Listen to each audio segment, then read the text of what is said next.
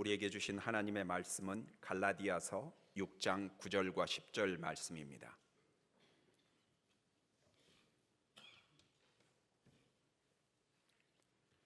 두 절 말씀입니다. 다 함께 한 목소리로 읽도록 하겠습니다. 읽겠습니다. 우리가 선을 행하되 낙심하지 말지니 포기하지 아니하면 때가 이름에 거두리라.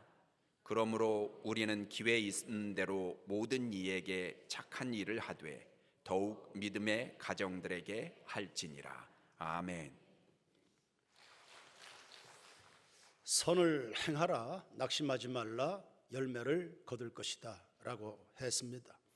인내심 가지고 지속해야 될 만큼 가치 있는 일, 선행입니다. 남을 해롭게 하는 일은 금해에 마땅하지만 남을 돕는 일에서만큼은 적극적이고 능동적이며 희생을 감수하더라도 꼭 수고해야 됩니다.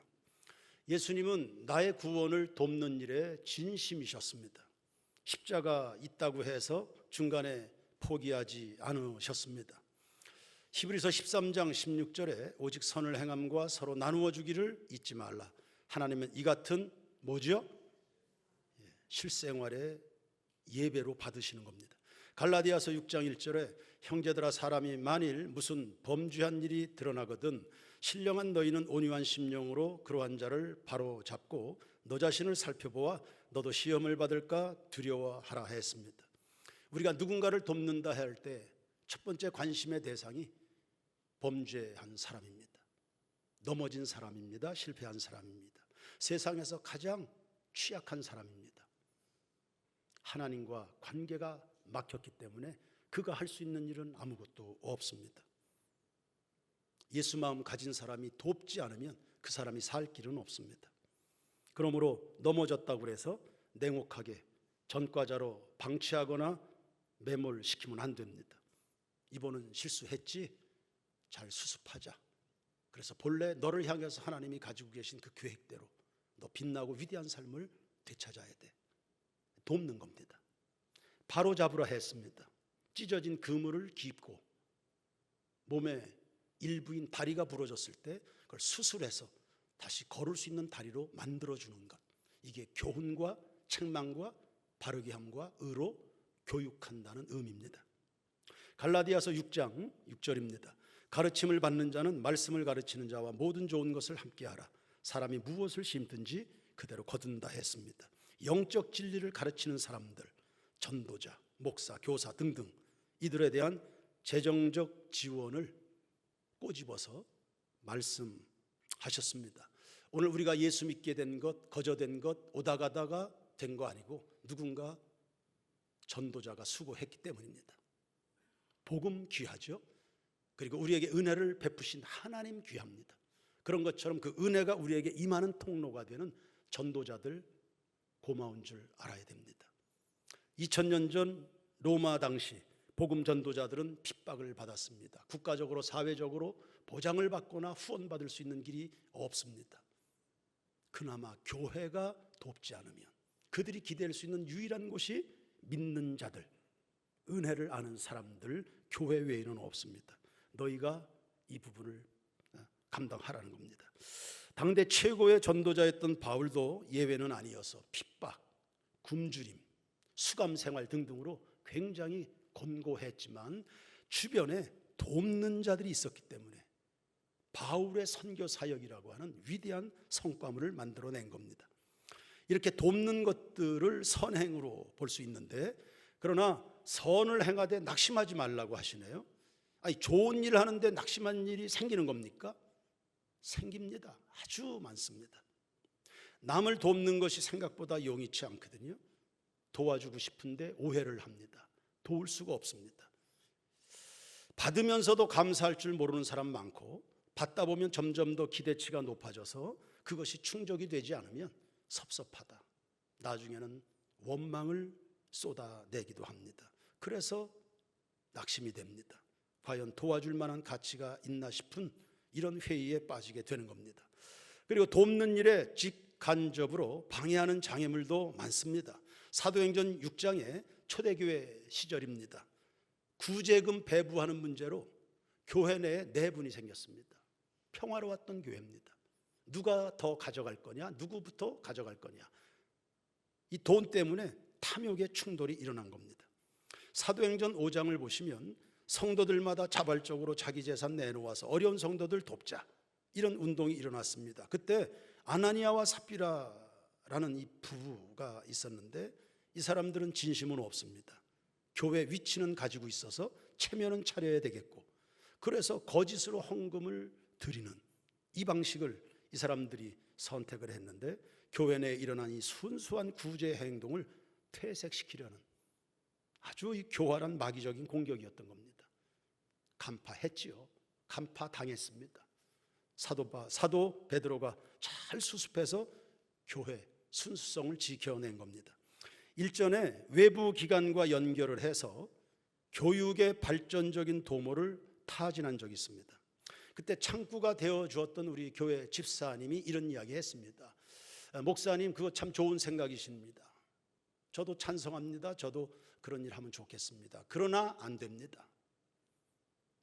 이 기관장들이 가지고 있는 철학 여부에 따라서 그게 안 될 가능성이 많습니다. 그리고 무엇보다 동료들이 반대합니다.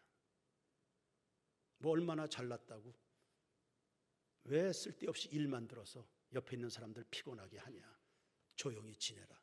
동료들이 반대해서 못합니다. 그 눈치 봐야 됩니다.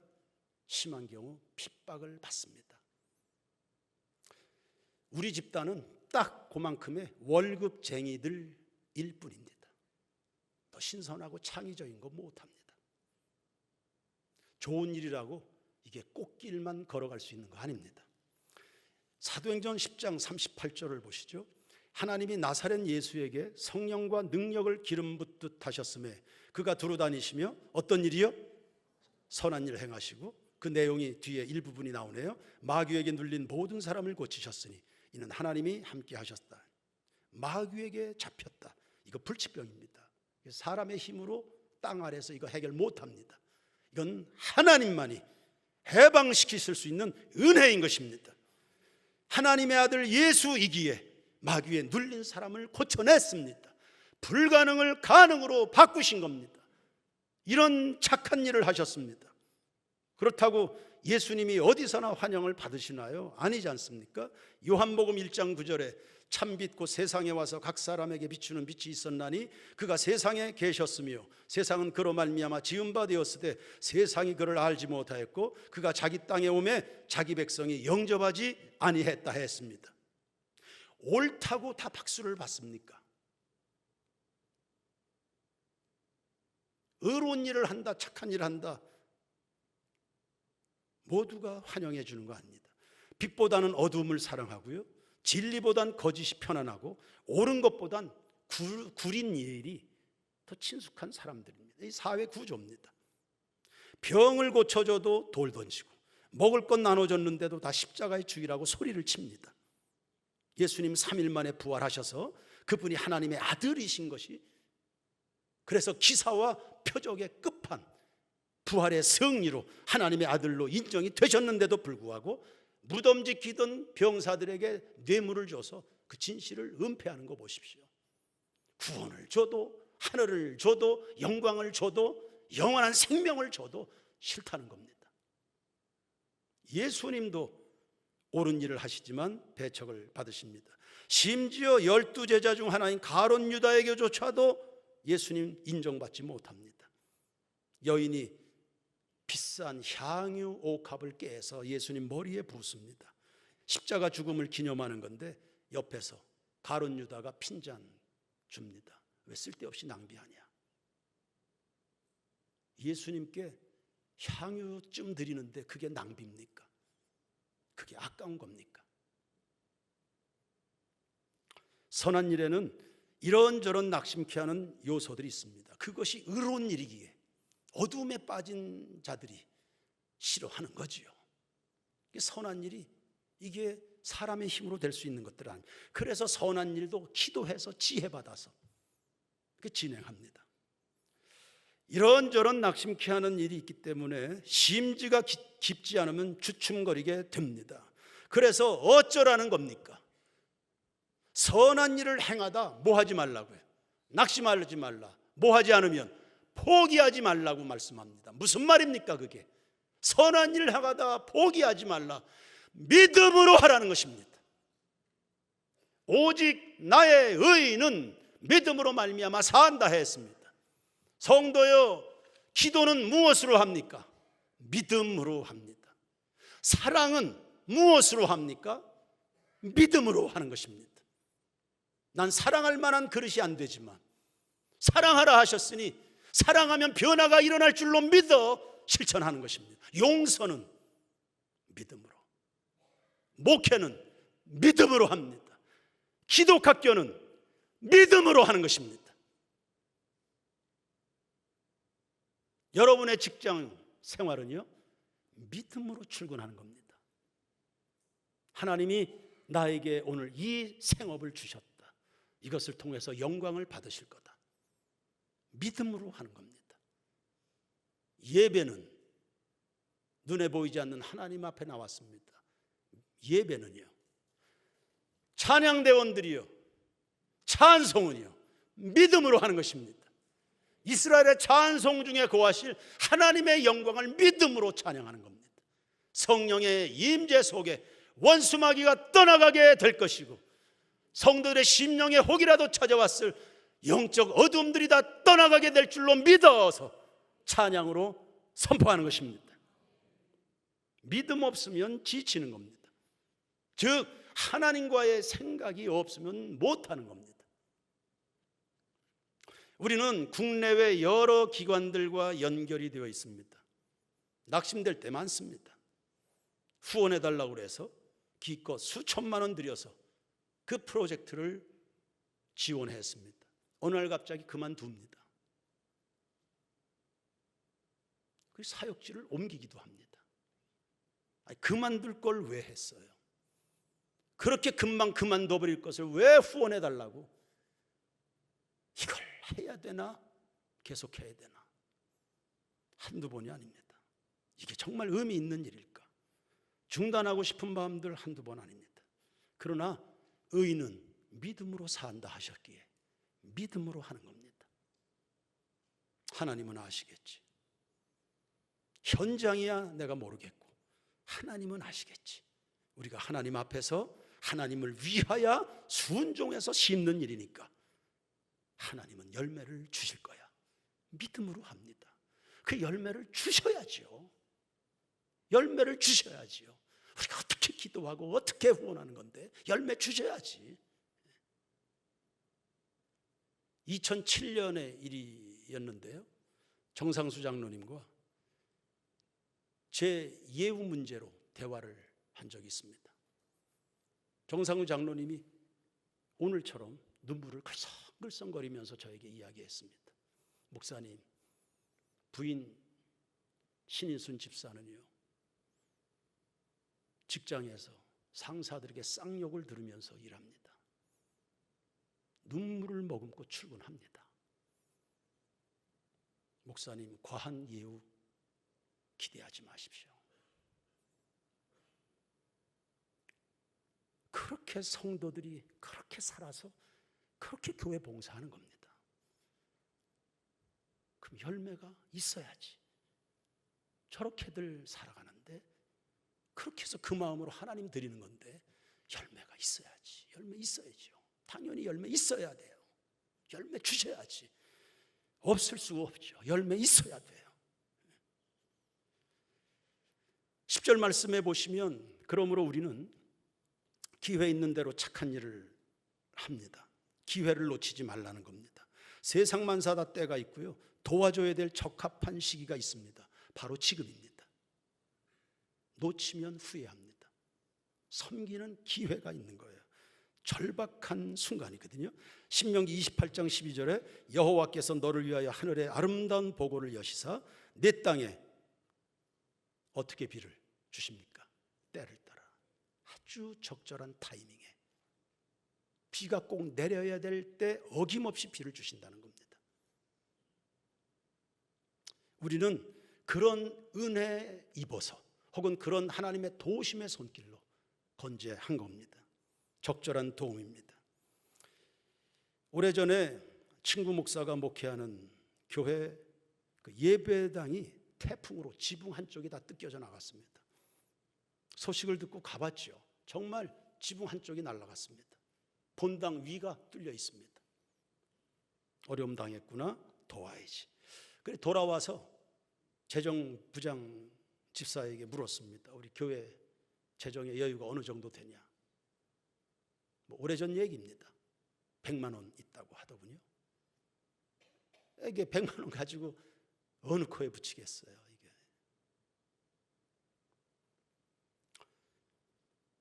그리고 하루 자고 났더니 제 생각이 바뀌었습니다. 연약한 교회이긴 하지만 그래도 다 자기들도 다 교인 있는데 자기들이 알아서 할 일이지 뭐. 그래서 안 도왔어요.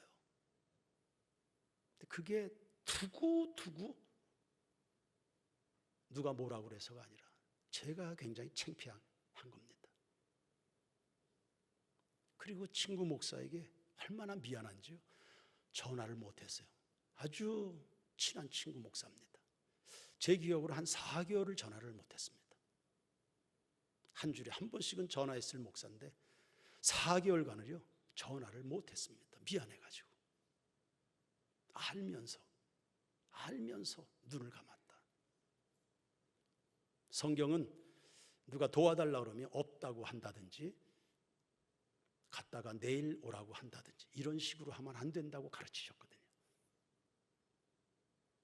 하나님이 감동도 주셨고 또 도우면 피차간에 격려받을 그리고 복도 받을 그런 일인데 오늘 성신앙독 했습니다. 시편 47편 말씀. 가난한 자를 도우면 하나님이 재앙 가운데서 너를 건지실 것이다. 침상에서 네 병을 고쳐주실 것이다. 도우면 나한테도 복이고 남들에게도 다 복인데 알아서 하겠지 뭐 자기들 다 교인 있는데 교인들도 이럴 때 충성해서 복 받아야지 뭐 이래 가면서 안 도운 거예요. 4개월 동안 전화를 못하고 마지못해 전화를 했죠. 마침내 전화해서 이만저만해서 내가 그동안 전화를 못했다. 미안해서. 그래서 그걸 계기로 제가 또 알게 된 겁니다. 이런 거구나. 돕는 것도 골든타임이 있다. 그리고 그 기회를 놓치면 후회하게 될 거다. 주님이 책망하십니다. 이 악하고 게으른 종아. 누구를 향한 책망이겠습니까? 도와야 되는데 하나님이 보게 하시고 알게 하셨고 나 외에는 이 일을 할 사람이 없는데 세인교회 외에는 이 일을 할 수 있는 교회가 없는데 교회가 잠자코 있다. 내가 잠자코 있다. 우리가 눈 딱 감고 있다. 입을 닦고 있다. 악하고 게으른 종아.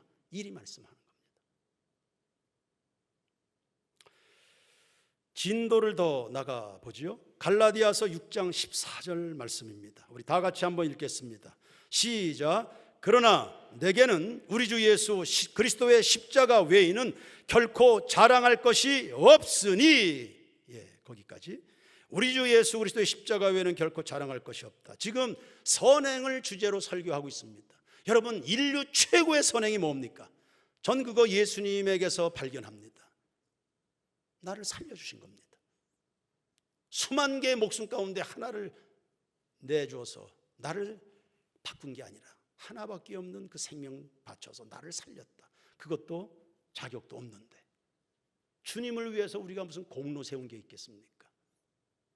그런데 예수 그리스도께서 십자가에서 죽으심으로 내 죄를 도말하고 세상에 대하여 못 박히게 만들고 저주받을 세상과는 단절되고 영원한 생명과 복을 받을 하나님의 나라로 연결시켜 주셨으니까 여러분 죽은 자를 살려준 이 선행보다 더 큰 선행이 있습니까? 없죠.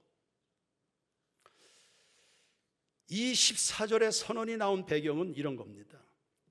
이 당시의 유대 사회는 철저하게 율법 사회입니다. 그 율법을 대표하는 것 중에 하나가 할례 구원입니다. 할례 받아야 구원받는다. 이런 겁니다. 그 할례라고 하는 이 전통에 목숨을 겁니다. 유대 사회. 그 건들면 안 됩니다. 불문율입니다. 그런데 바울을 비롯한 순수 복음주의자들은 오직 예수입니다. 오직 예수 한 분이면 구원은 충분하다는 복음을 증거했습니다.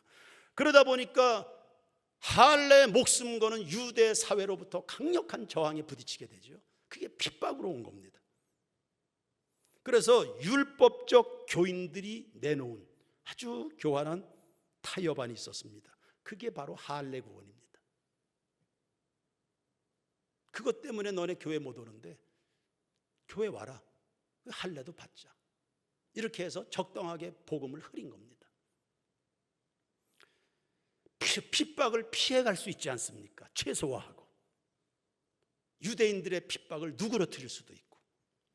그래서 개종자들의 입장에서는 핍박 없이 교회에 발을 들일 수 있으니까 그쪽 라인에 줄을 많이 서는 겁니다. 그래서 할례 구원을 이야기하는 쪽에 숫자가 많이 늘어나게 된 겁니다. 그걸 율법 교인들이 자랑하고 있었던 거예요. 그들을 향해서 바울이 선포한 게 14절입니다. 나는 예수의 그리스도 십자가 외에는 자랑할 것이 없다. 그게 왜 그렇게 의미가 있을까? 6장 15절 말씀을 보십시오. 다 같이 읽겠습니다. 큰 소리로 시작. 할례나 무할례가 아무것도 아니로되 오직 새로 지으심을 받는 것만이 어떠하다고요? 중요하다고 그랬습니다.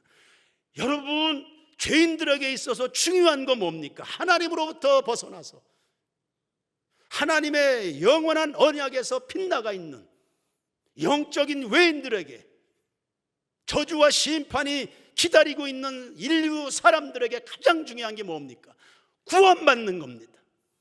영적으로 거듭나서 새로운 사람이 되고 마음과 삶의 내용들이 바꿔지는 겁니다. 누가 이걸 바꿀 수 있습니까? 철학입니까? 권력입니까? 돈입니까? 아니면 율법이라고 하는 육체의 표식인 겁니까? 육체의 칼집을 내면 구원을 받습니까? 그 사람의 마음이 변화가 일어납니까? 갈멜산에서 850명의 선지자들이 발광을 했습니다. 불을 내려달라고, 피를 내려달라고 자신들의 몸을 찢어가면서 발광을 했습니다. 아무런 변화 없습니다. 오직 여호와가 그들에게 불도 내려주고 물도 내려준 것입니다. 할렐루야. 사람이 어떻게 변화가 될 수 있냐? 우리를 사랑하신다는 하나님을 아는 지식이, 나도 사랑받을 수 있구나, 기댈 곳이 있구나, 나도 용납받을 수 있구나, 나에게도 새로운 기회가 주어질 수 있구나, 주님의 사랑 때문에. 그 사랑이 가장 드라마틱하게 드러나게 된 게 골고다의 십자가 아닙니까? 그걸 깨닫는 순간에 이 사람이 변화돼요. 바울도 그것을 깨달아서 지금 사도가 됐습니다. 그래, 나의 자랑은 오직 예수님의 십자가뿐이다. 여러분, 오늘날 우리가 누리고 있는 모든 좋은 것들, 복된 것들, 이거 다 누구 덕분입니까? 예수님 덕분이잖아요. 예수님 덕분이잖아요. 하나님의 자녀가 됐습니다. 누구 때문입니까? 병든 자들이 하나님 앞에서 기도하며 소망을 가질 수 있는 건 누구 때문입니까? 예수 때문이잖아요. 7번 넘어졌나요? 다시 일어날 수 있는 용기 어디에서요? 죽은 자 가운데서도 부활하신 주님이 계시기에 소망을 갖는 거 아닙니까? 내게 능력 주시는 자 안에서 내가 모든 것을 할 수 있다. 영광스러운 교회 안에서 사랑스러운 교우들과 만나게 되는 거 누구 때문입니까? 예수님 때문 아닙니까? 예수를 알게 되는 것, 최고의 선행을 이루어주신 예수 그리스도와 더불어서 이 예수 그리스도를 또 알게 해주는 것 외에 또 다른 선행이 있는가? 왜 떡을 줍니까? 왜 가르칩니까? 결국은 천국 때문입니다. 놀라운 것은 이겁니다. 안 될 것 같은데, 분명히 다른 방법이 있을 것 같은데, 그런데 그 무시당하고 외면당하는 원색 그대로의 예수 그리스도의 십자가를 자랑할 때 그걸 듣는 누군가에게서 또 다른 구원이 발생한다는 거죠. 유대인들도 헬라인들도 무시합니다. 그런데 그 십자가 복음으로 세상이 바뀌어진다는 거예요.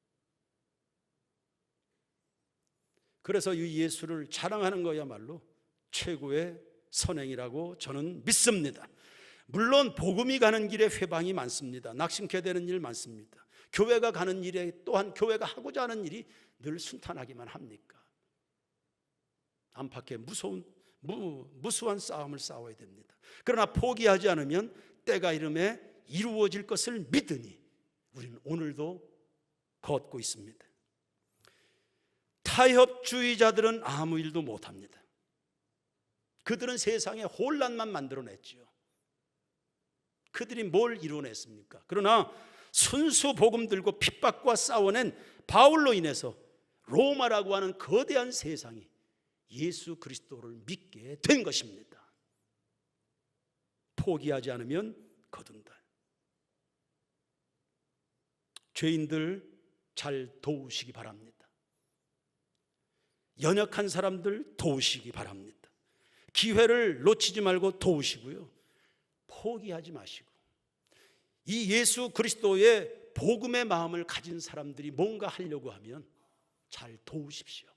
시기하거나 질투하거나 경쟁하려고 하지 말고 도우십시오. 겸손하게 응원한다고 잘 도와서 이 땅에 사람들이 또 살고 변화가 일어나고 사회는 치유되고 가정들도 행복해야죠. 예수 그리스도께서 그렇게 해 주실 줄로 믿습니다. 그런 일들 돕는 사람 통해서 이루어지는 겁니다.